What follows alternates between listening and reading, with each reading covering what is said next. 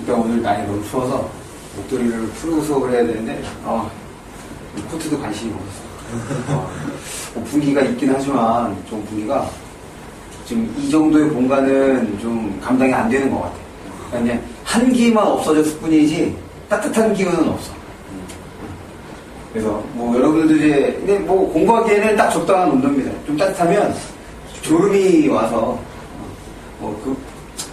그거를 이제 누린 걸 수도 있기는 하겠지만 내가 봤을 때는 그 정도의 노력은 아닌 것 같고 어쨌든 그래서 일단 목도리를 두르고선 수업을 하는데 우리가 이제 수업을 벌써 6주째 진행하고 있어. 그러니까 내가 왜 자꾸 너희들의 복습에 대해서 얘기를 하냐면 지금 우리가 이 글을 읽는 방식이 그동안 해보지 않았던 방식인 거잖아. 자꾸 연결해가면서 읽고 그 다음에 짝을 지으려고 하고 의도적으로 의식적으로 글을 읽고 있는데 지금과 같은 이와 같은 방법은 우리가 그동안 해보지 않았던 거라 이게 연습하지 않으면 복습하지 않으면 의미가 없어. 무슨 말이냐면 내가 국어 수업을 열심히 듣고 그 다음에 뭐 수업도 잘 따라가고 하는 것 같은데 막상 스스로 글을 읽으려 보면 잘 안 되게 된단 말이야. 그러니까 점점 뭔지 모르는 것 같아. 그러니까 복습을 하라고 하는 거야. 그냥 같이 공부했던 글을 통해서 한 번 더 읽고 맞아 이걸 이렇게 연결하기로 했었지. 자꾸 어떻게 읽어야 하는지를 머릿속에다가 떠올려야 돼. 그래야지 바뀌는 거야. 그것이 지금 우리 어휘 문제를 풀어서 우리 특자가 들어가는 거 확인을 했지만 그래야 뭐가 되는 거냐면 체득이 가능한 거야. 복습하지 않으면 체득이 안 돼. 지금 의식적으로 읽는 것도 체득이 안 될 상태야. 의식적으로 읽지 않아요. 그냥 저절로 그렇게 돼야 체득이 된 거라고 할 수가 있는 거잖아. 근데 지금은 그게 아닌 거니까 당연히 어렵고 잘 안 되고 무슨 말인지 모르고가 돼. 그러니까 여러 번 반복적인 학습이 필요해. 새로운 글에 적용하는 것이 아니라 같이 읽었던 글에 대해서 복습하고 확인하는 과정이 그래서 반드시 필요합니다. 처음에만 그래. 이게 어느 정도 익숙해지면 글이 정말 잘 읽힙니다. 그리고 쉬운 글인지 어려운 글인지 스스로 판단할 수 있게 돼. 뭐 이제 우리 2달도 공부 안 했는데. 그러니까 되게 재밌는 게 수학하고 영어에 대해서는 그런 생각을 전혀 안 가져. 무슨 말이냐면 수학과 영어는 원래 어렵다고 생각을 하는 거야. 근데 그거는 그런 생각이 아니니까 내가 분명 학원을 다니고 수업도 듣고 있는데 뭔가 조금 잘 안 돼. 뭔가 조금 어려운 느낌이야. 자꾸 이런 생각을 갖는 거지. 그런 생각을 버려. 사실은 수학, 영어보다 이 국어라는 과목 자체가 훨씬 더 어렵습니다.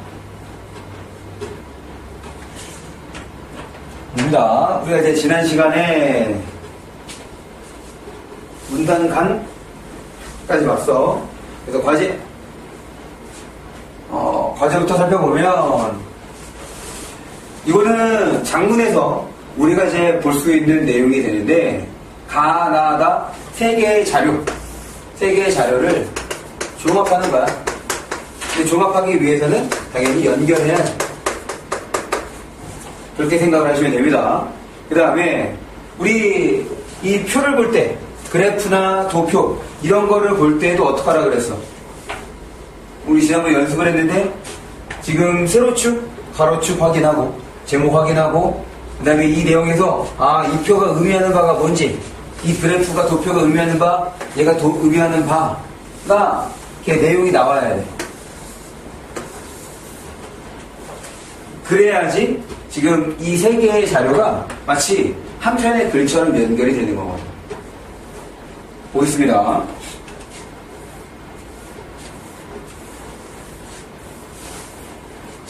오늘 좀 프로젝터 초점이 좀 잘 안 맞는 것 같아요. 너희들 잘 보여? 네.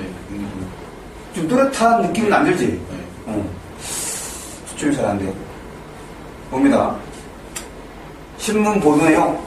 인터넷에서 타인의 글을 무단으로 복사해 자신이 직접 작성한 결과물인 것처럼 제출한 경험이 있다 하고 응답한 학생들이 89.1%에 이른다. 뭐 많이 있다는 얘기인 거지? 뭐 특별한 거 없네. 그 주된 이유로 글쓰기에 대한 자신감이 없고 두려워서 글쓰기 경험이 부족해서 등을 들었다. 그래서 이유로 지금 가재물처럼 무단으로 복사한다. 그런데 그 이후로는 글쓰기에 대한 자신감이 없고 그 다음에 두려워서 글쓰기 경험이 부족해서 이런 것들로 인해서 무단으로 복사해서 사용하고 있다는 거야. 그런 실적. 통계 자료를 봅니다. 지금 이렇게 내용을 파악한 거와 이 통계 자료가 이제 연결이 될 수 있으면 좋은 거지. 봅니다. 한 학기 독서량을 보니까 1인당 독서량이 6, 7, 8년 진행될수록 어떻게 되고 있어? 독서량이 줄고 있네. 독서량이 줄고 있다. 그 다음에 독서량과 글쓰기 자신감. 글쓰기 자신감. 요거 보면서 저 앞에 있는 글쓰기에 대한 자신감 이렇게 연결해주면 좋겠지. 다시 지금 가나다 자료를 통해서 이거를 마치 하나의 것처럼 이제 인식을 해야 되는 거니까 제목을 통해서 앞에서 저거 봤었던 거 이것 때문에 복사해서 사용한다고 했으니까 봅니다. 독서량과 글쓰기 자신감.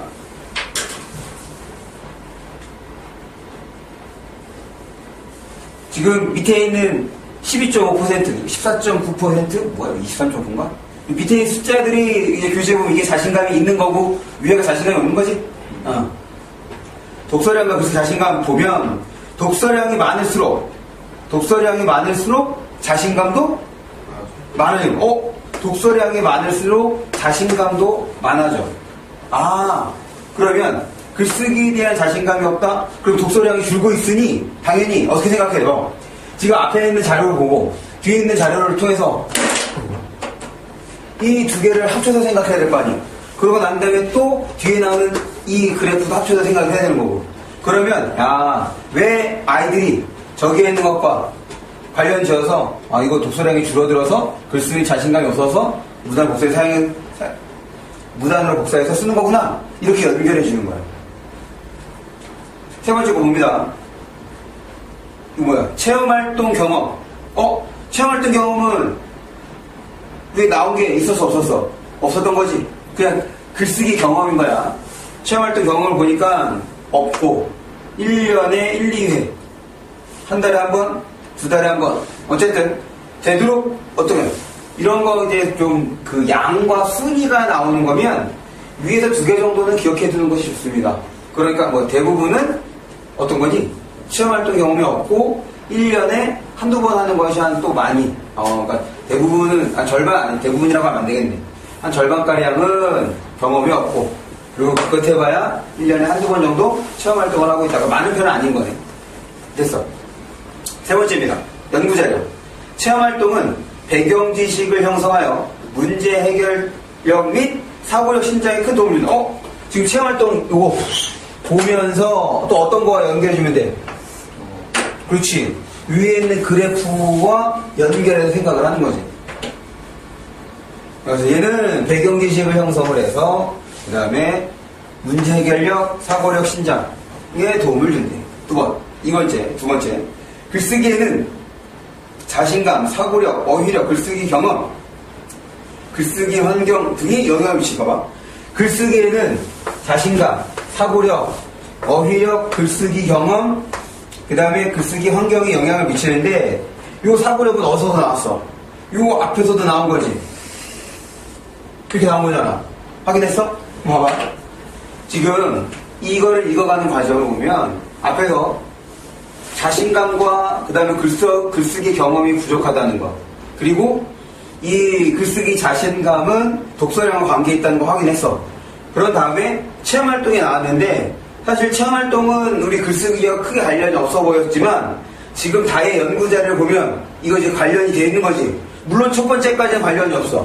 체험활동은 영향을 준다, 좋은 영향을 준다 됐는데 두 번째에서 글쓰기에는 사고력이 영향을 미친다 라고 했으니 이거를 보는 순간 체험활동도 어디에?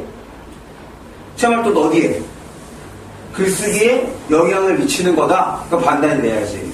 그러면 지금 이걸 통해서 이게 문제잖아. 그럼 이 문제를 해결하기 위해서는 뭐 하면 되겠어? 체험활동 늘리고 많이 하고 그 다음에 또 뭐? 그렇지, 책 많이 읽으면 지금 저기 있는 게 해결이 되는 거잖아. 그러면 저거 안 할 거고 이거야. 이렇게 보고 난 다음에 종합. 지금 이런 문제를 해결하기 위해서는 독서량, 그 다음에 체험활동을 높이면 이런 문제가 해결이 될 수 있겠네. 이렇게 내용을 도출해 줄 수 있으면 돼요. 이게 중요해요. 앞으로 지금 얘는 장문에서 보게 될 수 있는 건데 사실 이런 유형은 어렵지가 않은 거라고 얘기했습니다. 시간을 잡아먹는 거죠. 왜 그러냐면 지금 선택지를 지금 아니지만 이제 문제 속에서 보게 되면 이런 문제는 1번 뭐 가를 통해 나를 통해 가와 나를 통해 혹은 나 다를 통해 해서 뭔가 내용이 나와. 그러면 그거 보고 위에 올라가서 확인한단 말이에요. 그럼 1번부터 5번까지 정답을 찾기 전까지는 다 왔다 갔다 한다고. 시간이 많이 걸릴 수밖에 없어. 그런 문제는 그 정답을 앞부분에 잘 안 뒀습니다.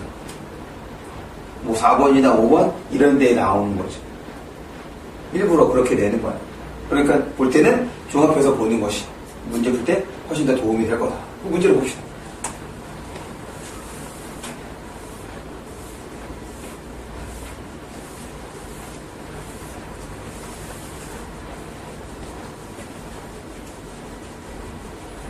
지금 위에서 글쓰기에는 어휘력 이걸 썼던 거지. 그러니까 어휘력 부족이 독서량 감소와 글쓰기 자신감 결여 지금 어떤 거는 가능한 거야?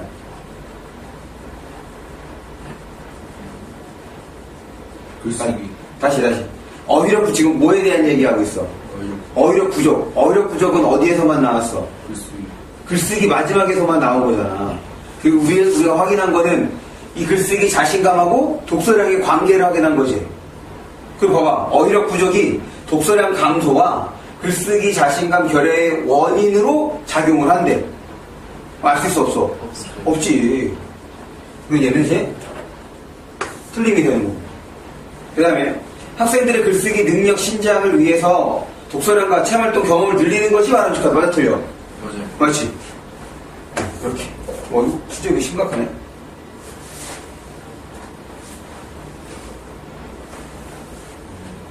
여기에서는 딱 없습니다. 자료들을 어떻게 하라고?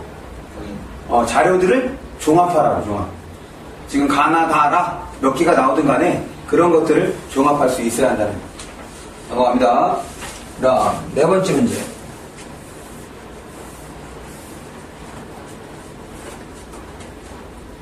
이거, 지금 토론에 대한 건데, 나중에 우리가, 헌법에서 토론, 토의 이런 것들에 대해서 공부할 수 있는 시간이 있을 겁니다. 그때 다시 한번 자세히 얘기하겠지만 이제 토론에서 중요한 걸 좀 생각을 해야 돼. 그럴 때 이제 포인트를 잡고 읽을 수 있어서 이거는 이제 우리가 그 모의고사를 보면 토론 지문도 있고 하니까 아마 도움이 될 거야. 토론은 결국 하나의 이제 주제. 이제 토론이기 때문에 그걸 논제라고 보통 표현을 하지. 논제에 대해서 찬성과 반대로 나뉘는 거지. 그래서 얘네들의 입장은 그냥 논제를 보면 바로 확인할 수 있으면 됩니다. 논제에 대해서 긍정하면 주제를 긍정하는 입장이 바로 뭐인 거야? 찬성. 그렇지, 찬성인 거야. 그 다음에 문제에 대해서 부정하면 이제 반대가 되는 거니까 자연스럽게 우리는 주제를 보게 되면 찬성의 주장과 반대의 주장을 바로 알 수 있게 돼. 맞지? 당연히 주장을 확인했으니까 이 주장이 타당성을 지니려면 뭐가 뒷받침이 돼야 돼? 근거가 뒷받침이 돼야 돼. 논거가 뒷받침이 돼야 된다고. 그러니까 토론에서 중요한 건 이거는 그냥 확인하면 되는 거예요. 논제, 주제를 통해서 얘를 바로 확인합니다.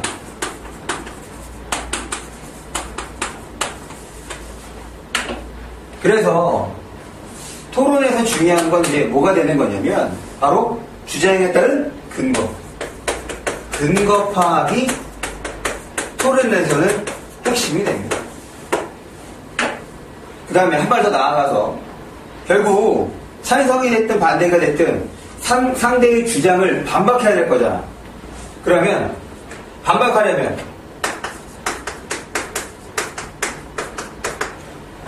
주장에 대해서 바로 까는 것, 공격하는 것이 아니라 뭘 까면은 주장이 자연스럽게 악화가 되겠어? 그렇지, 근거야. 반박 시는 뭐를? 근거. 근거 반박 시에는 근거를 반박. 하면 자연스럽게 확인할 수 있을 거다. 이런 거. 이렇게 해서 이제, 당연히 반박은 이제 주로 반론에서 펼쳐질 테니까, 반론에서 확인해 주시면 됩니다. 반박시, 이거 반론에서.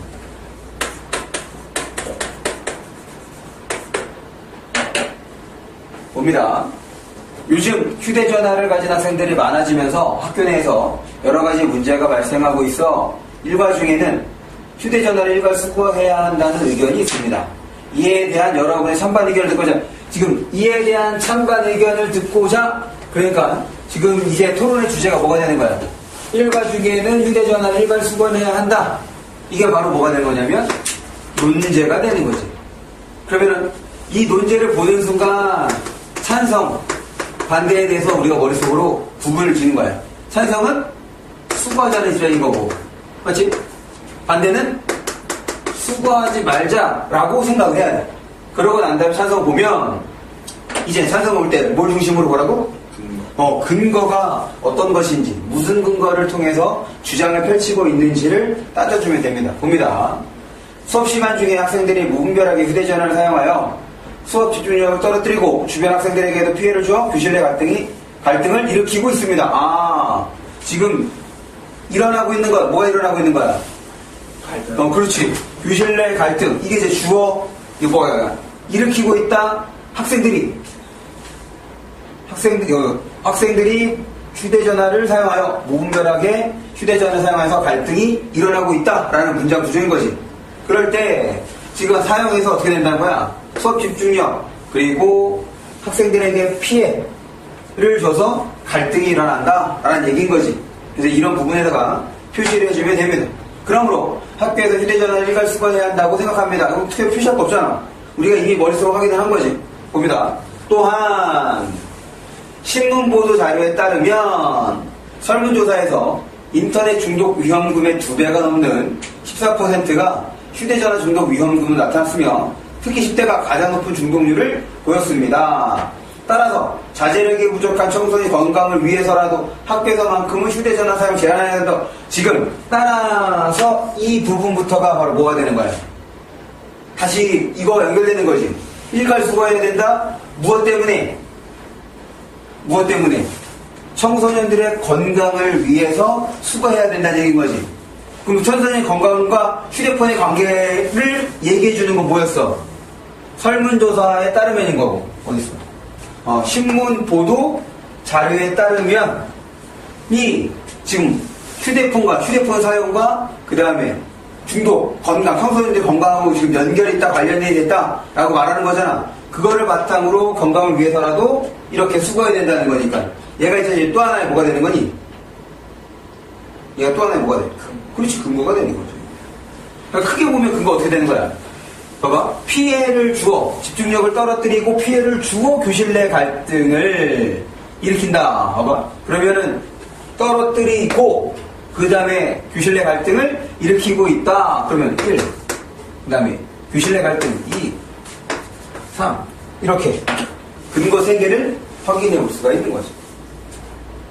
계속 봅니다.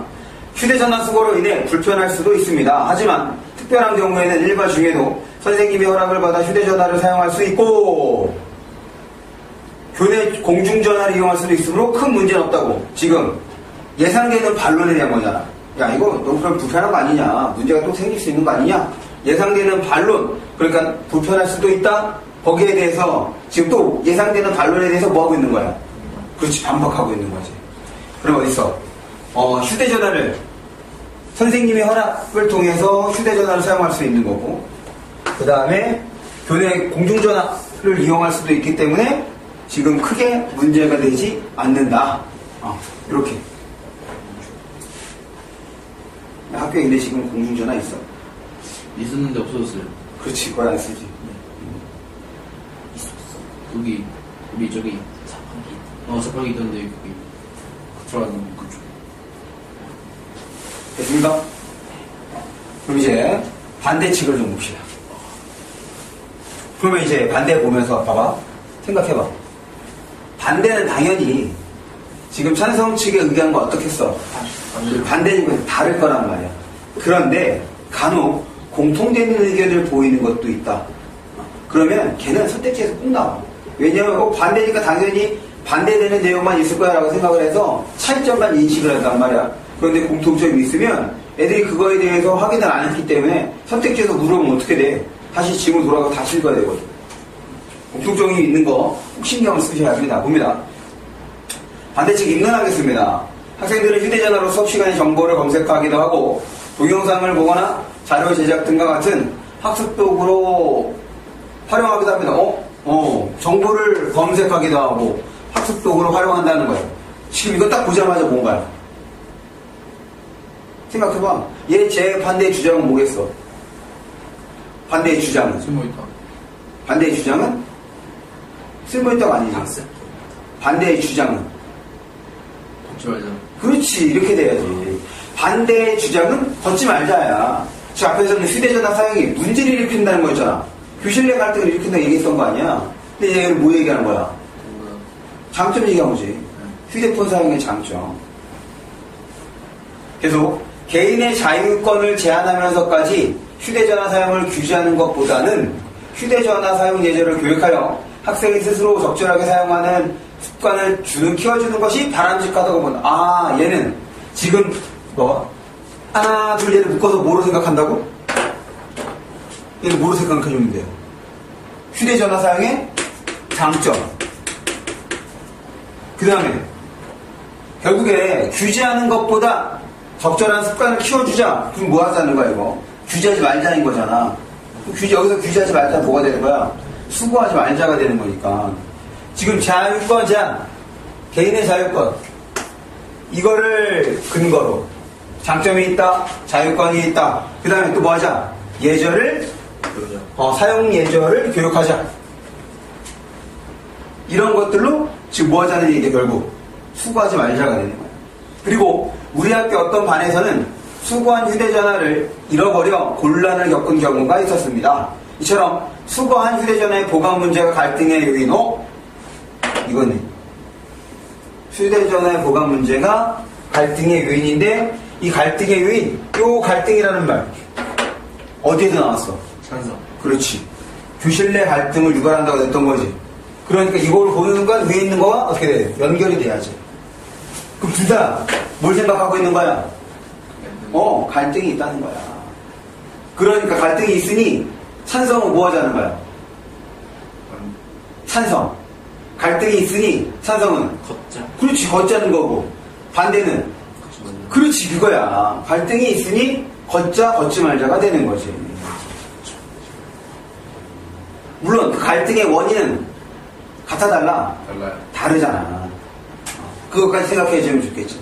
여기서는 보관 문제가 갈등의 요인이 되는 거고, 앞에서는 무모한 휴대폰 사용의 갈등이 문제가 되는 거니까. 그러니까 봐봐, 이게 내가 이렇게 해서 읽는 거야 라고 알려주면 쉬워. 근데 정작 너희들은 그게 안 됐던 거잖아. 그럼 그게 왜 안 됐는지를 생각을 해야 돼.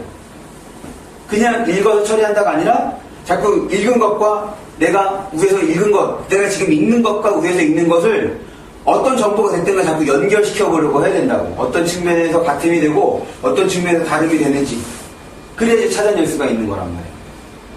오케이? 그냥 읽고 끝이 아니라 읽으면서 자꾸 연결해 볼 수 있는. 그치? 그래서 일관수거에 대해서 반대한다. 문제를 보겠습니다.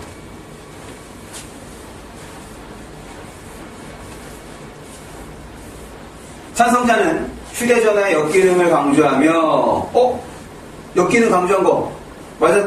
생각해봐. 휴대전화의 역기능. 역기능이요? 그렇지. 그러니까 이게 기능이라고 해서 휴대전화 자체의 어떤 그런 것이 아니라 지금 아까 휴대전화 사용에 바로 장점이 되는 거였지. 아까는 그 반대측에서 뭐 얘기했어? 사용이 장점인 거고, 그럼 이거 문제를 일으킨다니까 사용하게 되면 또 중독도 된다고 하는 거니까 안 좋은 점이 되는 거잖아. 안 좋은 점이 역기능이 되는 거고.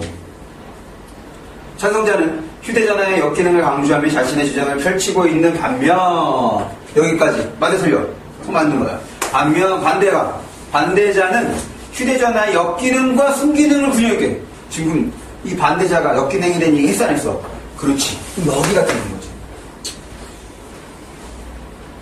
그래서 얘는 틀림이 된다. 두 번째 문제입니다.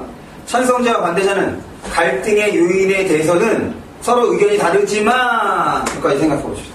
맞아 틀려? 맞아요. 그렇지. 둘 다 갈등이 있다. 하지만 갈등의 요인 원인을 다르게 생각하고 있어. 맞아. 개인의 권리를 지켜야 한다는 측면. 개인의 권리 누가 얘기했어? 찬성. 아니 반대. 그렇지. 반대가 얘기했지. 개인의 권리 마치 자유권 얘기한 거. 그래서 얘는 이렇게 처리를 해주시면 돼요. 네. 그래서 맞아요. 넘어가면 그래서 넘어가서 어디를 보시냐면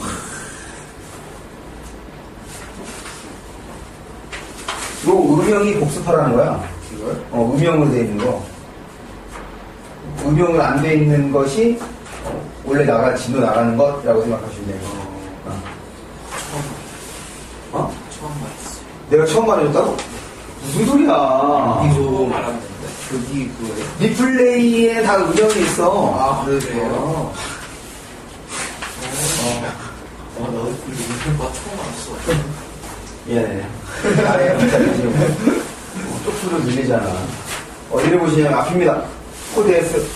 지난 시간에 코드 S의 두 개를 봤지. 1, 3번을 보고 지금 이제 2, 3번이 나왔어. 2, 4번. 2, 4번을 보고 파트 2로 넘어가서 문제를 풀어볼 거야. 오케이?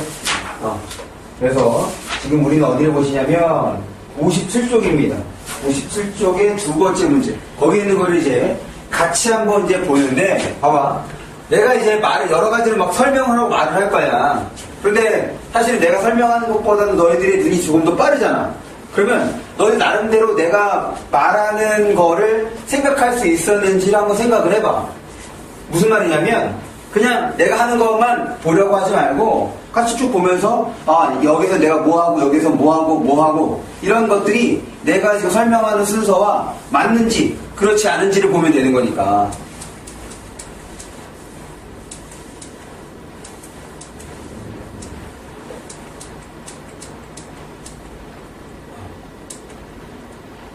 여기지 공동소송?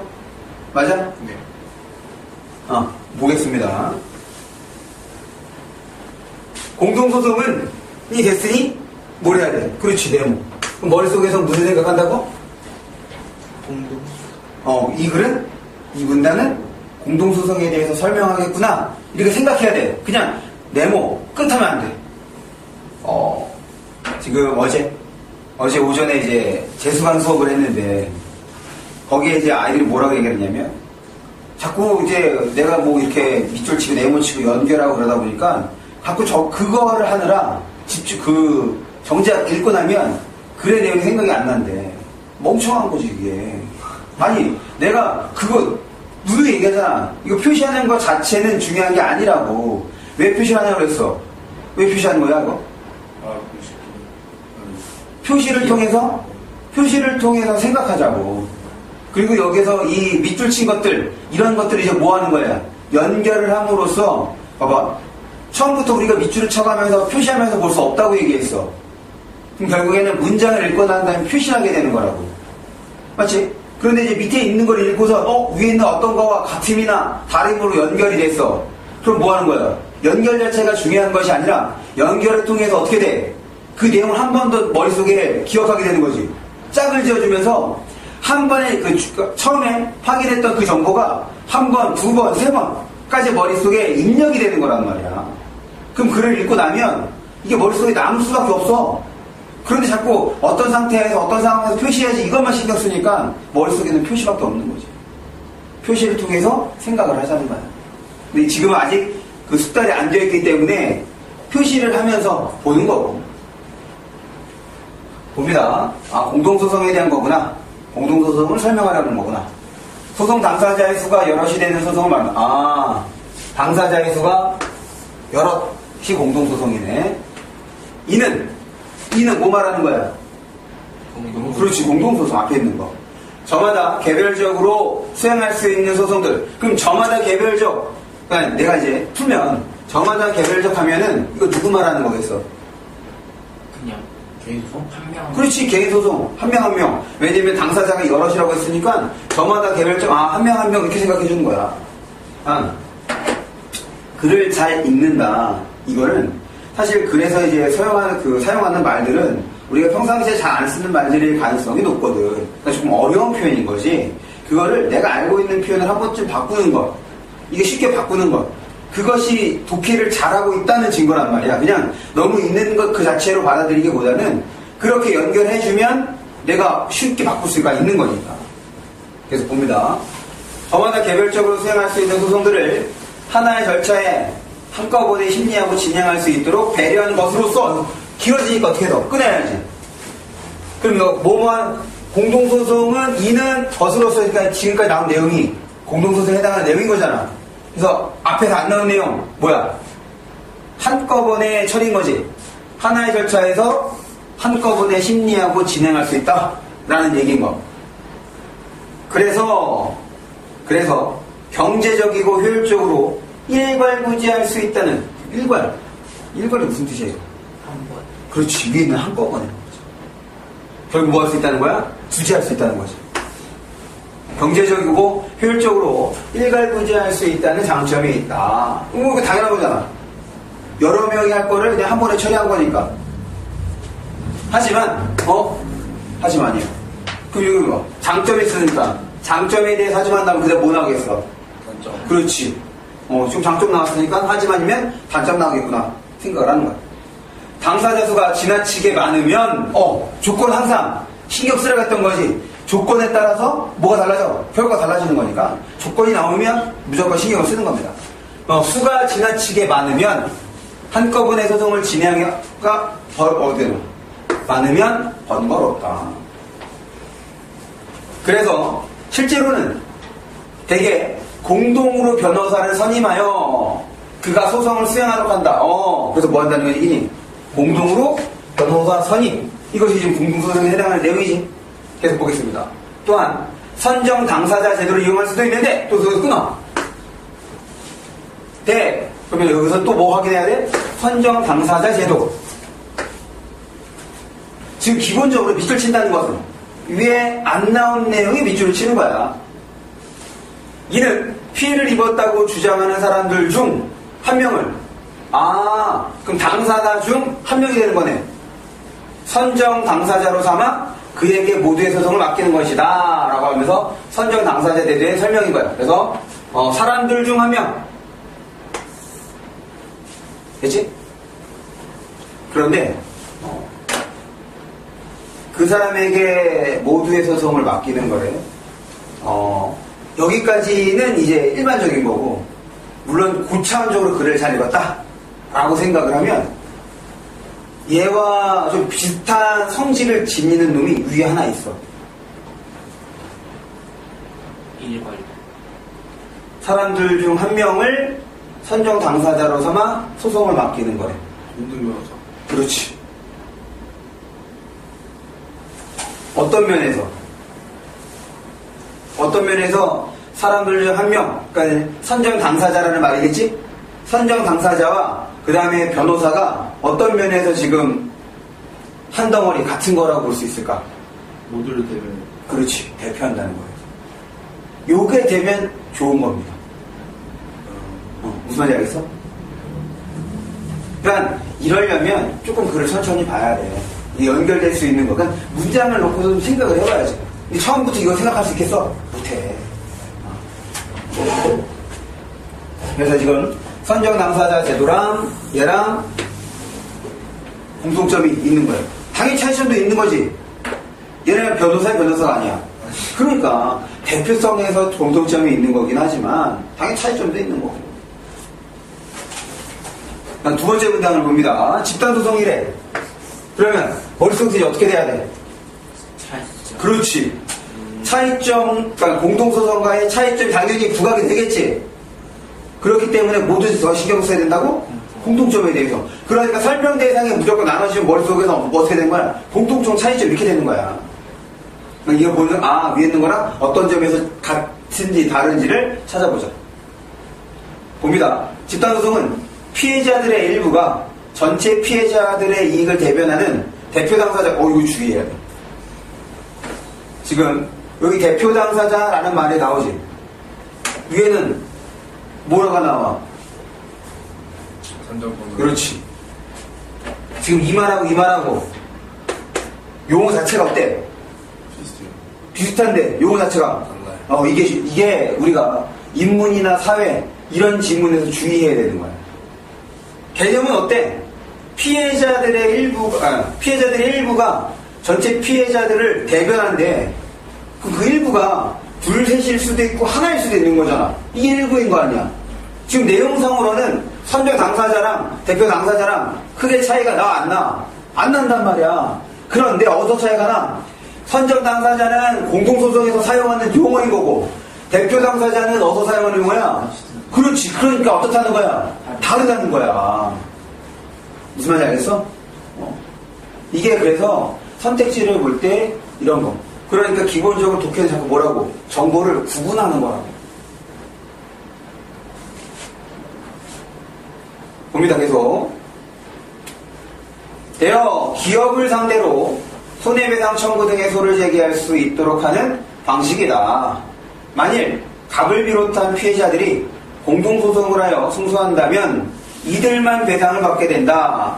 반면에 집단소송에서 대표 당사자가 수행하여 이루어진 판결은 원칙적으로 소송에 참가하지 않은 사람들에게도 그 효력이 미친다. 여기서 끊고 생각해야 돼. 내가 지금 표시 하나 다르잖아. 맞지? 지금 이 문장이 길어서 본 거란 말이야. 그런데 만일 가정을 했다고? 구체적인 거야. 당연히 뭐에 대해 구체적인 거야 돼? 집단소송에 대해 구체적인 건데 뭐가 튀어나왔어? 공동소송. 그렇지. 공동소송이 튀어나온 거지. 그러니까 이게 일종의 뭐가 되는 거냐면 함정이 되는 겁니다. 무슨 함정이냐? 공동소송에서 처리할 수 있는 내용을 지금 여기에 끌어온 거란 말이야. 그러니까 지금 이거를 보면서 공동소송의 내용이 여기 들어있네? 그거 확인해 주는 거지. 그러면 그거 내용이 뭐가 되느냐? 승소한다면 이들만 배상을 받게 되는데 이들만 배상. 이때 이 이들은 누구를 가리키는 거야? 집단소송. 이들. 소송 당사자. 그래? 공동소송의 소송 당사자. 그렇지. 이때 피해자들이 되는 거지. 소송을 잃은 공동소송을 진행한 여기서 포인트에 이들 소송 당사자. 반면에 집단소송에서 대표 당사자가 수행하여 이루어진 판결은 원칙적으로 이런 거 주의합니다. 원칙적으로야. 그럼 때에 따라서는 다를 수 있다는 얘기인 거잖아. 그러니까 이 원칙적으로 자체에다가 표시를 해야 돼. 소송에 참가하지 않은 사람, 원칙적으로는 소송에 참가하지 않은 사람들에게도 효력이 미친다. 와, 집단소송이 더 좋은 거네. 그렇지? 여기에 바로 뭐가 있는 거야? 지금 여기에 바로 공동소송과 집단소송의 차이. 그렇지. 여기서 바로 차이점이 부각이 되는 거지. 그러면서 이 내용은 여기 이들만 배상받게 된다는 것을 공동소송에다 넣어줘야 되는 거고, 그 다음에 나머지 사람에게 효력이 미친다. 집단소송에다 넣어. 일단 구분하면서 차이점을 생각을 하는 거지. 됐어? 계속 봅니다. 그러나 대표 당사자는 초기에 고액의 소송 비용을 내야 하는 등의 부담이 있어. 고액의 소송 비용. 부담이 있어. 소송의 개시가 쉽지만 않다. 소송의 개시가 쉽지만 않다. 우리 부정적 표현은 어떻게 바꿔줘야 했어? 쉽지 않다? 긍정. 긍정 표현. 쉽지 않다. 그러니까 부정 표현으로 이해하는 거 머릿속에 잘 안 남아. 긍정 표현으로 하는 게 낫지. 쉽지 않다고 뭐라고 바꿔주면 돼? 어렵다. 그렇지. 개시가 어렵다. 이게 조금 더 쉽게 내용을 정의할 수가 있게 됩니다. 됐네. 그럼 어때? 구조가 똑같지? 무슨 구조가 똑같아? 첫 문단에서 어땠어? 장점 얘기해주고 단점 얘기해주고, 여기서도 장점 얘기해주고 단점 얘기해주는. 장점 뭐야? 다 모두가 가져 있어. 그렇지. 그거는 공동소송과 비교가 되면 되는 거지. 이해했어? 그 다음에 단점은? 비싸다. 그렇지. 개시가 어렵다. 비싸다. 부담된다. 이렇게. 자꾸 머릿속에서 짝을 지어주는 거야. 그런데 이게 또 뭐가 튀어나와? 단체 소송이 나와. 기본적으로 수능에는 설명 대상이 3개가 나옵니다. 기본적으로. 그러니까 자꾸 이 3개의 공통점과 차이점. 짝을 지어주고 거기다 또 추가해서 짝을 지어주고 이렇게 돼야 돼. 법률이 정한 지금 우리가 법률에 대한 얘기 나왔어 안 나왔어? 안 나왔어. 법률이 정한 전문성과 경험을 갖춘 단체가 기업을 상대로 단체 전문성과 경험을 갖춘 단체 기업을 상대로 침해 행위의 중지를 청구하는 소를 제기할 수 있도록 하는 제도가 단체 소송이네. 하지만 단체 소송은 공익적 이유에서 인정되는 것이어서 이를 통해 개인의 피해자들을 위한 손해배상 청구는 손해배상 청구는 하지 못한다? 그럼 이거는 어떻게 되는 거야? 지금 우리 머릿속에서는 어떻게 돼 있어? 우리 머릿속에서는 지금 공동소송과 그 다음에 집단소송의 공차가 정리가 되어 있는 거지. 지금 여기에 뭐가 추가가 되는 거야? 단체소송. 단체소송의 내용이 추가가 되는데 지금 밑줄 친 것들이 다 이 공동소송과 집단소송에 뭐가 되는 거니? 지금 밑줄 친 것들이. 차이점. 그렇지. 이거 죄다 차이점이지. 이해했어? 그럼 바꿔 얘기하면 공익적 이유래. 그러면 공동소송과 집단소송은 개인적. 사익적, 개인적인 이유라는 거죠. 그럴 때 이 둘의 차이점은 뭐였어? 피해자 전체, 피해자 일부, 소송에 참가한. 됐습니까? 지금 여기에서는 다른 표현이 나오는데 손해배상 청구는 하지 못한다는 집단소송하고 공동소송의 차이점이 되는 거고 그 다음에 단체도 이 둘의 차이점인데 이 법률이 정한 여기에서는 공동소송과 공통점이 있는 부분이 있어. 뭔 거 같아? 단체 소송이? 그러니까 이 법률이 정한 이 부분이야. 변호사. 그렇지. 법률이 정하는 것은 이거와 공통점을 볼 수가 있겠지. 됐어? 네. 그냥 시간을 들이고 볼 때는 이렇게 꼼꼼하게 보는 것이 필요합니다. 당연히 얘기하지만, 다시 한번 얘기하지만, 시험 볼 때는 이게 잘 안 돼. 그러니까, 최대한 평상시 연습할 때는 해둬야, 여기에서 시험 볼 때는 취사 선택을 해서 필요한 것만 사사삭 정리하고, 문제를 빠르게 풀 수가 있는 겁니다. 그래서, 다 정리해서 넘어갑니다. 문제 본다? 문제 봅시다.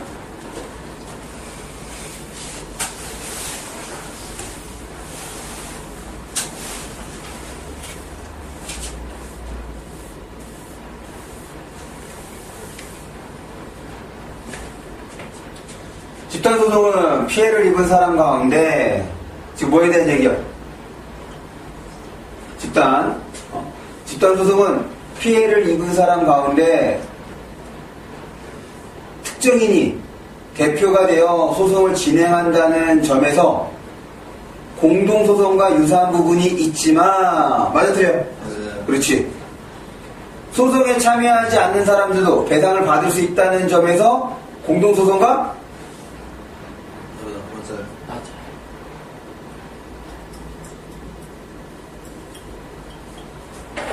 틀렸네 이거. 네? 다시 봐봐. 집단소송은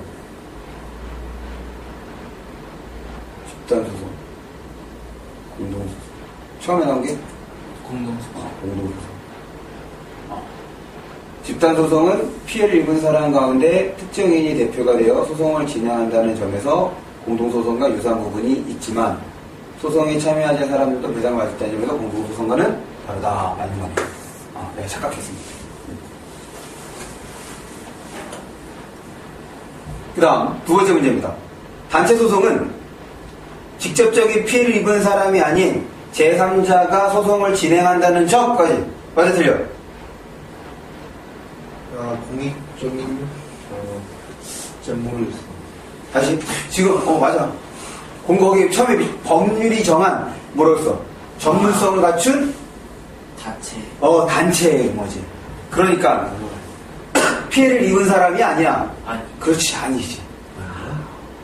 피해를 입은 사람이 아니지.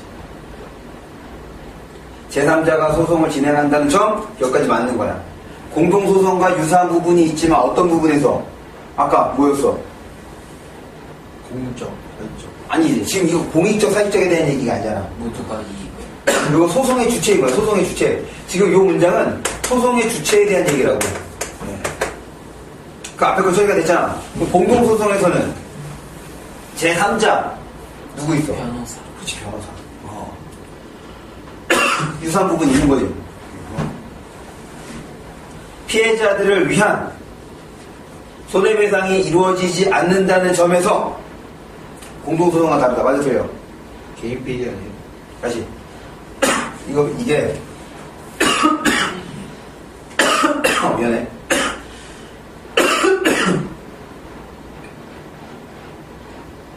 갑자기 먼지가 들어간다가. 주어가 어떻게 되어 있어? 단체 소송에 대한 얘기 된 거지. 됐어? 지금 공동소송, 단체 소송은 공동소송과 다르다는 얘기인 거잖아. 맞지? 그러니까 피해자들을 위한 손해배상이 이루어지지 않는다. 이게 바로 뭐에 대한 얘기인 거야? 공동소송에 대한 얘기인 거지. 맞아, 틀려? 이 내용이 지문에 맞아. 맞지? 왜냐면 거기다 뭐라고 나왔어? 손해배상은 이루어지지 않고 어떤 측면에서? 공익적 차원에서 이루어진다고 했으니까. 손해배상 청구하지 못한다 그랬잖아, 단체 소송에. 근데 지금 주어가 단체 소송인 거니까 일단 단체 소송에 대한 내용인 거야. 공동소송과 다르다고 했으니 이 부분에서만 뒤집어지면 되는 거잖아. 이해했어? 그러니까 지금 이 내용은 단체 소송에 해당한 거 맞지? 그럼 공동소송에 해당, 공동소송과는 다르다. 맞아, 틀려? 맞지? 그렇게 해서 맞으면 돼. 잘못을 보관하는 거구나. 계산이구나. 그렇지? 그러니까 선택지를 다시 지금 이렇게 선택지가 길게 나오진 않을 거라고. 내가 이거는 몇 개의 선택지를 합쳐놓은 거란 말이야. 그러니까 당연히 어렵지. 근데 이런 과정에서처럼 우리가 선택지들을 처리할 수 있어야 함정에 빠지지 않는다는 거야. 그러니까 왜 자꾸 처음에 끈을 긁을 때 주어 확인하고 서술어 보라고 하는지 알겠어? 넘어갑니다. 이거는 이제 금방 어렵지 않게 살펴볼 수 있는 지문입니다. 요거 보고 뒤로 넘어가서 한번 풀어보도록 합시다.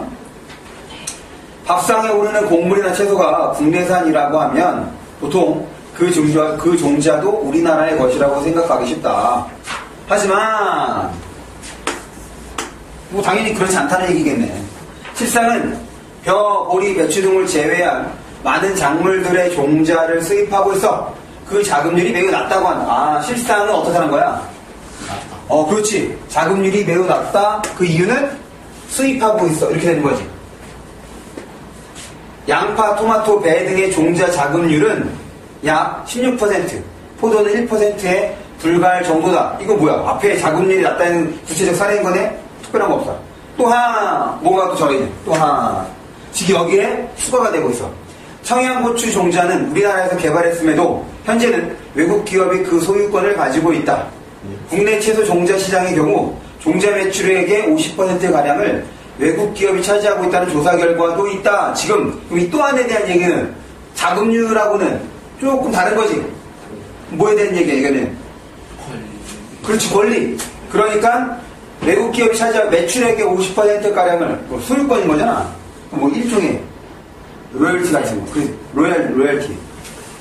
왜 그 제품에 대한 뭐 주는 거 판매했을 때 어쨌든 자금이 낮다? 결국 다시 개발했음에도 소유권을 가지고 있다. 이걸 통해서 보여준 이 사례를 통해서 보여주는 것은 종자 매출액의 50%가량을 외국 기업이 차지하고 있다라는 얘기인 거 아니에요. 이러한 상황이 지금 보면 봐봐. 지금 이 첫 번째 문단에서 제시한 이 상황은 어떤 상황이야? 자금률이 낮다. 자금률이 낮다? 수입이 많다. 아니, 자금률이 낮다는 건 여기에 해당하지 않잖아. 이게 자금률에 대한 얘기가 아니라 또 하나 나오면 권리에 대한 얘기인 거지. 맞지? 그럼 결국 이 두 개를 묶어줄 수 있는 거야, 이거. 뭐로 묶어줄 수 있어? 어떤 상황인 거야? 이런 상황은 어떤 상황? 안 좋은 그래, 부정적 상황인 거지, 뭐. 됐어?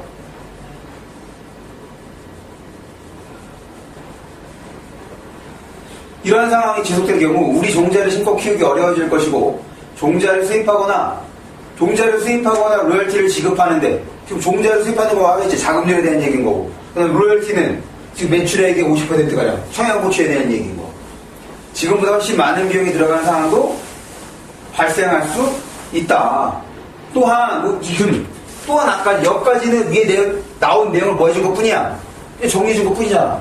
특별한 거 없지. 또한 전문가들은 세계 인구의 지속적인 증가와 기상이변 등으로 곡물 수급이 불안정하고 끊어. 국제 곡물 가격이 상승하는 상황을 감안할 때 결국에는 종자 문제가 식량 안보의 위험 요인. 종자 문제가 식량 안보의 위험 요인으로 전문가들은 생각을 하는데 그 이유로 뭐야? 인구 증가, 그 다음에 기상이변, 그리고 국제 곡물 가격의 상승 이런 것들 때문에 이렇게 된다고 생각을 하는 거지. 그래서 밑줄을 쳐서 확인을 한 겁니다. 그럼 두 번째 문단도 계속 부정적 이런 상황이 지속될 경우라고 지금 뭐 가정한 거니까 부정적 상황인 거고 여기서는 부정적인 현재 상황. 여기는 부정적인 미래 상황. 그렇지. 미래 상황이야. 그걸 이제 두 글자로 뭐라고 하는 거야? 전망. 그렇지. 전망. 부정적 전망이 되는 거지. 그렇지? 문제 봅니다. 별거 없어. 이 글은 국내 곡물 및 채소 종자 시장의 문제적 현황을 제시한 후 맞아 틀려? 맞지? 이를 해결할 방안 나왔어? 아니. 그렇지. 그냥 이게 틀린 거죠. 어렵지 않습니다. 이제 지금 넘어갑니다. 파트 2야, 파트 2. 코드 X의 파트 2. 파트 2를 보시면, 여기가 좀 많이 어렵습니다. 지금, 취입한다. 다시. 설명 대상이 여러, 거기에 있는 용어 자체를 이해하려고 하는 것이 아니라 어떻게 하라고? 일단, 정보를 나눠주는 겁니다. 그러고 난 다음에, 지금 같은 거를 묶을 수 있는 거, 다른 거를 묶을 수 있는 거 확인해 주시고, 그리고 또 하나 넘기면 이제 뭐 나와? 2번은 무슨 뭐 해야 돼 있어? 그래. 그건 조금 덜 어려워. 아마 취입 판단이 조금 더 어려울 겁니다. 그런데 지금 그 그래프에 있는 거랑 그 다음에 취입 판단에 있는 거랑 접근하는 방식이 크게 다르지 않아. 오케이? 지금 거기에 있는 두 개의 문제를 풉니다. 지금. 봅니다. 이게 이제 실제 이 전체의 질문도 문제가 꽤 어려웠어. 취입 판단이랑, 취입 판단에 대해서 설명하겠네. 취입 판단이랑 대상의 미추를 판정하는, 그렇지. 미추를 판정한대. 미추 정도는 알 수 있어야겠지? 뭐 있어, 미추가? 아름다. 그렇지. 아름답고 추한 거를 미추. 진짜? 그거야. 다시, 취입 판단이란 대상의 미추를 판정하는 미감적 판단력의 행위다. 미감적 판단력. 모든 판단은, 다시, 취입 판단에 대해서 모든 판단이라고 딱 봤을 때, 이 모든 판단 안에 뭐가 있는 거야? 취입 판단. 그렇지. 저거 본 순간, 모든 판단 밑에, 일단, 취입 판단이 있는 거구나. 라고 생각을 해야 돼. 모든 판단은 S는 P다라는 명제 형식으로 파악되는데 뭐 특별한 거 없어. 그 가운데 이성이 개념을 통해 지식이나 도덕 준칙을 구성하는 규정적 판단. 지금 이게 규정적 판단 보면 당연히 취입 판단하고 다르다라고 생각을 해야지. 그러면 규정적 판단에 대한 설명 뭐? 이성이 개념을 통해 지식이나 도덕 준칙에 대한 얘기. 규정적 판단. 여기에는 규정적 판단도 있네. 판단에서는 스스로 P가 보편적 개념에 따라 객관적 성질로서 주어의 무슨 말인지 몰라도 지금 여기에 안 나온 개념, 보편적 개념, 그 다음에 객관적 성질로 주어 S에 부여된다. 그러니까 이런 것이 결국에 어디 있다는 거야? 규정적 판단에 들어있는 내용이라는 거잖아. 그럼 이 정도 표시가 넘어가면 돼. 이와 유사하게 취미 판단에서도 P, 즉, 미 또는 추가, 마치 객관적 성질인 것처럼 S에 부여된다. 그런 거 봐. 마치, 처럼. 실제로는 그렇다는 거, 그렇지 않다는 거야. 그러니까, 하지만 실제로 취미 판단에서의 P는 오로지 판단 주체의 쾌 또는 불쾌라는 주관적 감정에 의해 의거한다. 주관적 감정에 의거한다.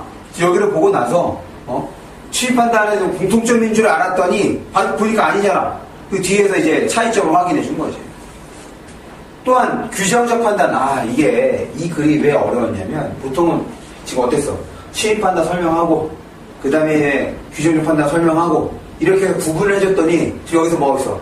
취미 판단, 규정적 판단, 취미 판단, 규정적 판단 번갈아 가고 있단 말이야. 그러니까 우리에게 혼란을 야기하는 거지. 한 번에 쫙 나눠주고 그렇게 되는데 지금 읽을 때마다 정보가 분류가 돼야 돼서 계속 봅니다. 다시 이제 규정적 판단이야. 명제의 객관적이고 보편적인 타당성을 지향하는 지금 타당성 앞에서 객관적이고 보편적이다라는 거 확인했잖아. 지금 보편적인 개념에 따라 객관적 성질. 그러니까 지금 객관적이고 보편적이라는 말 자체는 이미 나온 거지. 그럼 뭐만? 타당성을 처리한 거야. 타당성을 지향함으로 하나의 개별 대상뿐 아니라 여러 대상이나 모든 대상을 묶은 하나의 단위에서 개별 대상뿐 아니라 묶은 하나의 단위에 대해서도 뭐가 이루어진다? 이거 봐, 이제 주어를 놓치면 안 되는 거야. 지금 뭐에 대한 얘기야? 규정적 판단에 대한 얘기인 거잖아. 뭐가? 규정적 판단에서는 개별 대상뿐 아니라 이렇게 묶은 하나의 단위에서도 이루어진다. 이렇게 처리가 돼야지. 이와 달리 대놓고 다르네. 뭐야? 차이점인 거지. 그럼 뭐 얘기가 있어? 그렇지. 취미 판단이 되는 거야. 취미 판단은 오로지 하나의 개별 대상에 대해서만 개별 대상. 이게 바로 뭐가 되는 거야? 그렇지. 얘와의 차이점이 되는 거야. 그러면 개별 대상은 뭐가 되는 거야? 얘는 공통점인 거야. 됐어? 그러니까 자꾸 설명 대상이 둘로 나눠졌으니 우리 머릿속에서는 공통점과 차이점. 즉 다시 말해 이런 거는 이런 건 어떤 기능이야? 그렇지, 정리해줘. 앞에 있는 거랑 똑같은 거야. 복수의 대상을 한 부류로 묶어 말하는 것은 이미 개념적 일반화가 되었기 때문에 취미 판단이 될 수 없다는 거다. 됐어? 특별한 거 없잖아. 지금 묶은 하나의 가치, 이거 바로 보는 거야. 복수의 대상인 거지. 한 부류로 묶어. 요걸 말하는 거잖아. 그거에 대해서 차이점에 대한 거니까 앞에 있는 거 따로 얘기해. 뭐 표시할 건 없어. 됐어? 한편, 이거 어려워. 한편 나오면 지금까지 나온 내용들 정리해주고 읽으라고. 한편 다음에 정리하고 취미 판단은 어떤 거였어? 미축. 그 다음에 미감적 판단력, 미감적. 그리고 쾌 또는 불쾌질. 불쾌의 주관적 감정. 이것이 지금 취미 판단에 대한 특징들인 거잖아. 지금 머릿속에 이렇게 정리가 돼야 돼. 그럼 규정적에는 뭐 있어? 이성. 그 다음에 이성이 개념,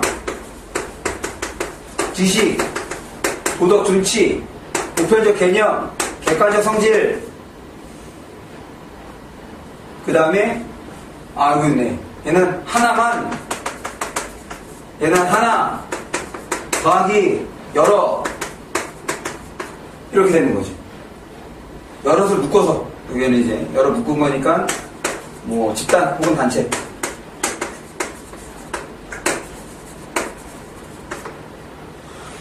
이렇게 머릿속에 정리가 되고 난 다음에 그 다음 문단을 읽어야 헷갈리지 않습니다. 한편 취미 판단은 오로지 대상의 형식적 국면, 이제 뭐에 대한 얘기인 거야? 취미 판단에 대한 얘기인 거야. 형식적 국면을 관조하여 대상의 형식적 국면, 이런 거. 오로지네. 오로지. 그러면 내용에 대한 얘기인 거야? 아니요. 그렇지. 내용은 아니고 형식에 대한 거구나 이렇게 생각해야죠. 그것이 일으키는 감정에 따라 미추를 판정하는 것 이외의 다른 목적도 배제하는 순수한 태도. 다른 목적도 배제한대. 순수한 태도, 즉 미간적 태도를 전제는 미간적 태도, 미간적 판단에는 똑같은 걸로 처리해주면 되겠네. 취입 판단에는 대상에 대한 지식뿐 아니라 이미 지식은 안 되지.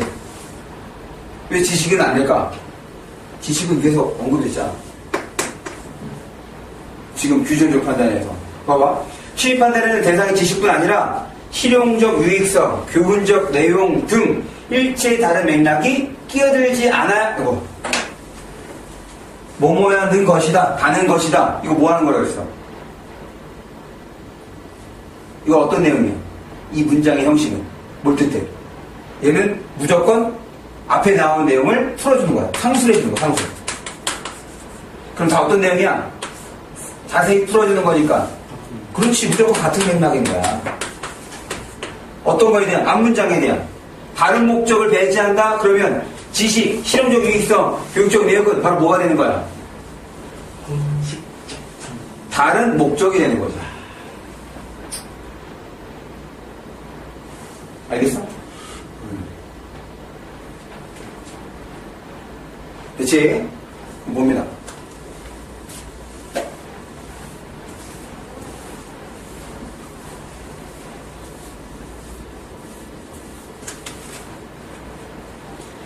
취입 판단의 P는 미추 판정의 주체가 틀렸네.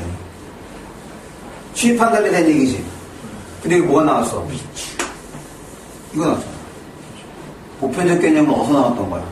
규정을. 그렇지. 보편적 개념에 따라 하나의 개별 대상이 부여한 여기 또 나왔네. 여기 틀렸네. 거기는 주관적. 그렇지. 그래서 이 두 부분이 틀려서 틀립니다. 알겠어? 지금 결국에는 이렇게 머릿속에서 나는 정보들 어떻게 한 거야, 이거? 바꿔서 이거 선택지 된 거잖아. 이게 가장 일반적이고 가장 기초적인 선택지 구성 원리야. 그러니까 정보들 어떻게 해야 돼? 그냥 나눠야 돼. 정확하게. 그래서 문장 단위로 볼 것이 아니라 정보 단위로 끊어봐야 된다는. 두 번째 문제 봅니다. 대상에 대한 판단 주체의 쾌 또는 불쾌가 미간적 태동으로 바탕으로 발생한 것, 이게 바로 뭐에 대한 얘기야? 그렇지. 여기까지가 이제 취입 판단에 대한 거야. 것이 아닐 경우, 됐어? 취입 판단이 아니란 얘기인 거지.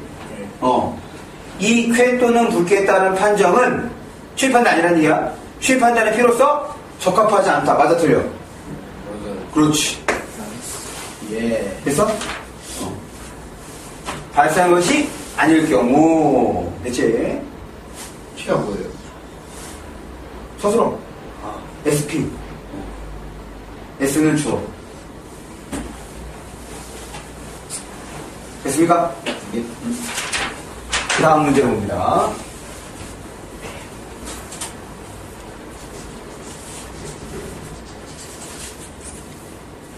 이거까지 보고 좀 쉽시다.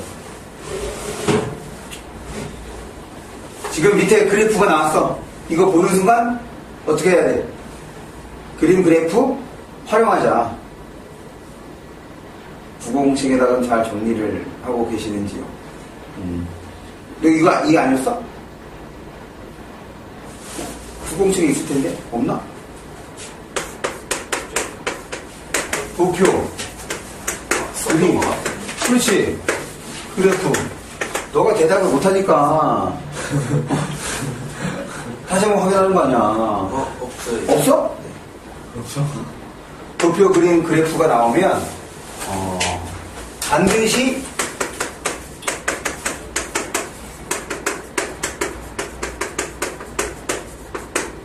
활용할 것. 그렇지. 쓴 것 같은데.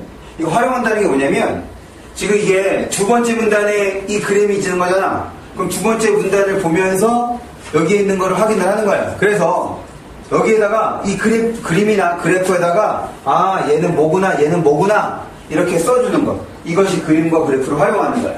그러면 물론 그냥 글을 읽는 것보다는 시간이 조금 더 걸려. 그런데 이 그림, 지문에 그림이나 혹은 그래프를 넣어줬다는 것 자체가 뭘 의미하겠어? 사람. 그렇지. 무슨 말이냐면, 이 평가원이 되게 엄청난 집단이야. 너 이거를 활용하지 못하면 지문에 대한 이해가 상당히 안 돼. 그러니까 넣어준 거라고. 그럼 그거를 반영해서 읽어야 되는데, 이게 문제를 풀다 보면, 이걸 안 봐. 자꾸 시간이 뺏긴다고. 그러면 시간만 뺏기는 것이 아니라 문제도 뺏깁니다. 다시. 이거 이제 지금, 반드시 활용을 하는데, 지문에 나온 거잖아. 문제에서도요, 문제에서도 그림이나 그래프 도표가 나오면 활용하라는 거야. 그래서 내가 지난번에 무슨 얘기를 했냐면, 우리가 지문을 읽을 때는 여유를 갖는 것이 필요해. 여유를 갖자가 뭐냐? 첫 번째, 지문을 보는 거야. 지문을 봐서 쭉 읽는 것이 아니라 지문을 봐서 그림이 있는지 그래프가 있는지 확인하는 거야. 그 다음에는 문제도 확인하는 거지. 그리고 문제 마찬가지야. 문제를 읽고서 기억하자가 아니야. 혹시 문제 속에 그림이나 그래프가 있는지를 확인하자는 거야. 그 다음 이걸 이렇게 볼 수 있겠네. 1번 요거 도표, 그림, 그래프, 확인. 사실 두 번째가 중요한 건데, 두 번째는 뭐냐면, 우리가 문단별 또는 글 전체, 이 글에서 설명했던 것이 뭐였지? 라고 머릿속에서 정리해주는 시간이 필요해요. 한 20초 정도면 됩니다. 근데 읽고 난 다음에 첫 번째 문단 뭐 있었고, 두 번째 문단 뭐 있었고, 세 번째 문단 뭐 있었고, 그래서 이 글은 이거에 대해서 설명하려는 거구나, 이렇게 뭐에 대한 거구나 머릿속에 한번 정리하는 것이 필요하다. 그러고 난 다음에 문제를 풀어야 머릿속에서 정보들이 정리가 돼. 그냥 바로 풀면 정리가 안 된 상태에서 풀 가능성이 높아. 그러면 헷갈릴 가능성도 높습니다. 사실 별거 아니거든. 한 20초에 30초만이야. 그런데 그걸 안 하려고 해요. 시간이 부족하다고. 다른 데서 시간을 줄일 생각을 해야지. 여러분들이 과제하실 때도 그걸 꼭 확인해 주시면 됩니다. 읽고 난 다음에 뭐에 대한 것인지 생각해 보자. 봅니다. 어느 공장에서 길이가 7m인 제품을 생산하고 있다고 하자. 이 보고 있다고 하자. 이건 뭐야? 무조건 구체적인 사례인 거야. 이거 자체가 중요한 것이 아니라 이 상황과 관련된 어떤 개념들이 이제 중요할 거라고 생각을 해야 돼. 처음부터 이렇게 구체적인 사례를 제시해주는 질문은 별로 없어. 그러면 그거 자체가 중요한 것이 아니라 그 상황과 관련해서 나타나는 용어가 중요한 거야. 이때 가장 이상적인 제품의 길이는 7m다.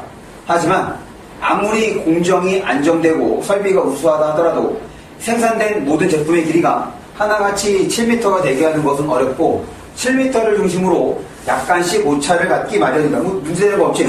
그래서 봅니다. 일반적으로 제품의 품질 특성 값은 이제 은근히 나왔네.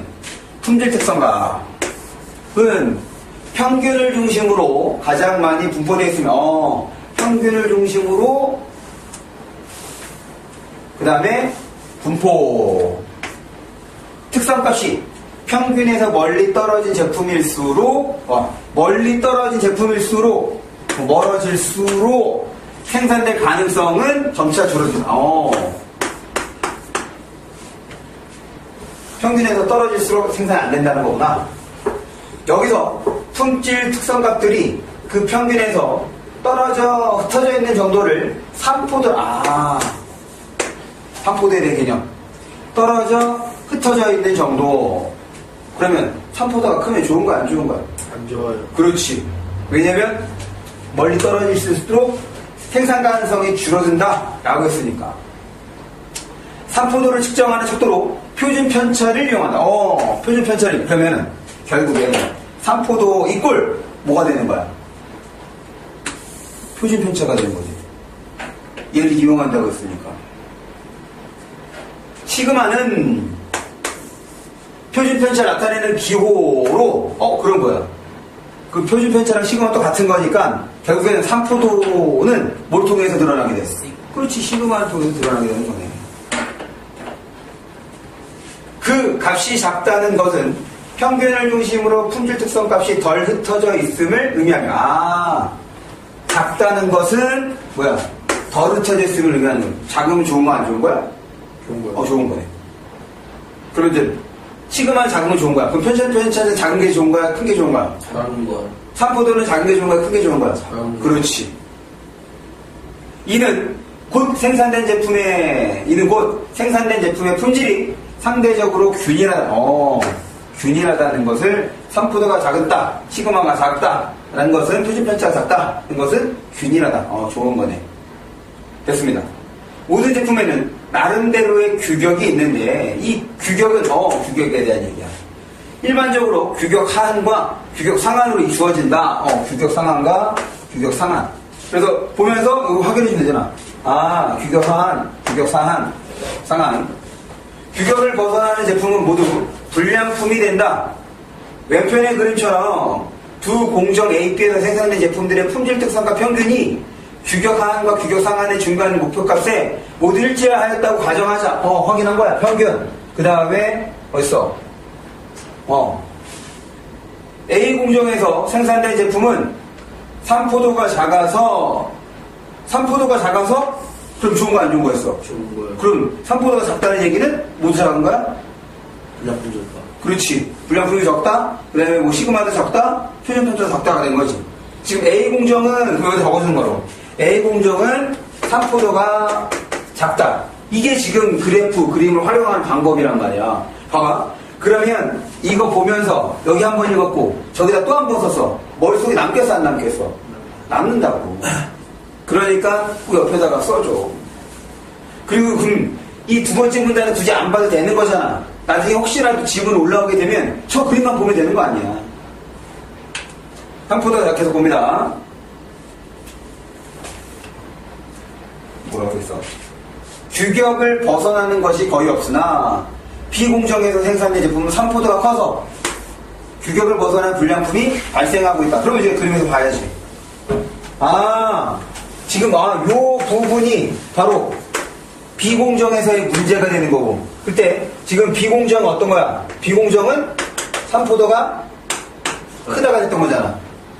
그래서 지금 뭐 불량품이 있다는 얘기고. 그럼 얘는 그렇지. 불량품이 없다가 되는 거지. 지금 여기에는 그런 얘기가 있었어 없었어? 없었어요. 그런데 짝을 지어다 보니까 지금 짝이 안 맞았잖아. 짝이 안 맞으니까 지금 우리가 뭐 한 거야? 그렇지. 내용을 하나 만들어준 거란 말이야. 이게 글을 잘 읽는 거라고. 다른 게 글을 잘 읽는 것이 아니라. 계속 봅니다.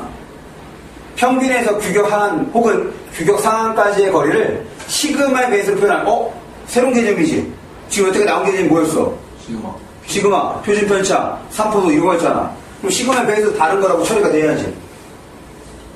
표현할 때 A 공정은 시그마가 작아 그 배수가 큰 받고 아까 A 공정은 좋은 거였어 안 좋은 거였어? 좋은 거였어. 그렇지. 여기까지는 첫 번째 문단에서 처리가 된 거지. 그 배수가 큰 반면 이게 새로 나온 거잖아. 그럼 여기다가도 그거 뭐 해주면 돼? 산포가 작다, 시그마도 작다. 얘는 시그마가 크다지. 그래서 근데 여기는 뭐야? 시그마 배수는 크다. 시그마 배수는 그렇지 크다. 얘는 그렇지. 그러니까 우리가 확인했던 개념하고는 시그마 배수가 반대가 되는 거야. 이거 생각하는 거야. 이게 생각하는 거야. 여기서 시그마 배수는 저 위에 있는 뭐야? 시그마와 그 다음에 산포도와 그 다음에 표준 편차와 지금 반대가 되는 거구나 라고 처리가 돼야 돼. 됐어? 여기에서는 얘가 이제 포인트입니다. B공정은 시그마가 커서 A공정에 비해 그 배수가 작다. 이와 같이 평균에서 규격하고 규격 상한까지의 거리가 시그마의 몇 배가 되느냐에 따라서 불량률이 작아지기도 하고 커지기도 하는 것을 알 수 있어요. 지금 크게 신경 쓸 수 없지? 그래서 이미 했던 말들인 거잖아. 그걸 뭘로 바꾼 거야? 시그마 배수라는 말로 바꾼 것 뿐이지. 됐습니까? 오케이.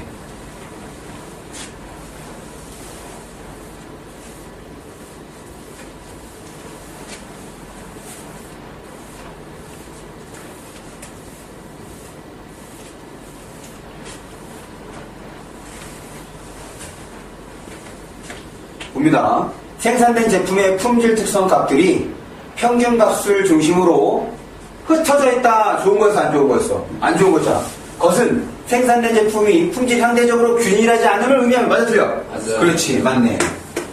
이 경우 시그마의 값은 커져가? 작아요. 그렇지. 균일하지 않은데 작아요. 멀리 흩어져 있대. 아, 시그마일까? 그렇지. 시그마의 값은 어떻게 되는 거야? 커야지. 크게 나타내. 맞으면. 시그마의 배수는 작아야 되는 거. 반대였으니까. 2번입니다. 평균으로부터 규격 상황까지 시그마의 배수가 큰 경우야. 시그마 배수가 크다는 것은 바꾸면 뭐였어? 반대로. 안 좋아요. 아니지. 배수잖아. 아, 커요. 좋아요. 그렇지. 맞아. 그럼 뭐가 돼? 이게 시그마가 반대였단 말이야. 그럼 시그마가 작은 게 되는 거고. 알겠어? 예. 그럼 시그마의 배수가 큰 경우는 이거 가르쳐줘. 제품의 품질 특성 값들이 평균을 중심으로 덜 흩어져 있어. 맞아, 틀려? 맞아요. 그렇지. 맞아.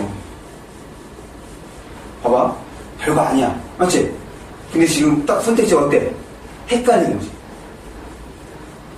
용어 비슷하고 쓴 거 아니야? 시그마 배수. 근데 용어는 비슷한데 개념 어땠어? 정반대였잖아. 그러니까 헷갈리는 거야. 그러니까 정보를 정확하게 나눠주는 것. 이게 이제 필수야. 됐습니까? 네. 아이고, 오늘 좀 많이 넘어섰네. 15분까지 쉬겠습니다. 예.